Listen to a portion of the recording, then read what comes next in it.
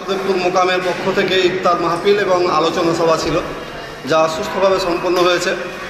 রমজান উপলক্ষে আজকের এই ইফতার মাহফিলে উপস্থিত ছিলেন প্রায় 800 জন মুসাল্লি। বিভিন্ন এলাকা থেকে তারা এসেছেন, ইফতারে অংশগ্রহণ করেছেন। একই সাথে আলোচনা সভায় প্রায় শতাধিক মানুষ উপস্থিত ছিলেন। রমজান মাসকে সামনে রেখে আজকের এই আলোচনা সভায় মূলত মানুষের কাছে আমরা তুলে ধরতে চেয়েছি কোরআন নাজিলের এই মাস বরকতপূর্ণ মাস, কোরআন সম্পর্কে মানুষ বেশি বেশি করে জানুক। একই সাথে এটা প্রশিক্ষণেরও মাস, এই প্রশিক্ষণ নিয়ে যেন সারা জীবন সে তার জীবনে বাস্তবায়ন করতে পারে, সেই প্রচেষ্টা সে মানুষ গ্রহণ করে। একই সাথে রমজান মাস হচ্ছে চরিত্র গঠনের মাস। চরিত্র গঠনের জন্যে উদ্বুদ্ধ করার আহ্বান জানানো হচ্ছে। দান, সাদকা ইত্যাদির মধ্য দিয়ে আল্লাহর নৈকট্য অর্জন করার জন্য মানুষের প্রতি এই মেসেজ, এই বার্তা দেওয়া হচ্ছে।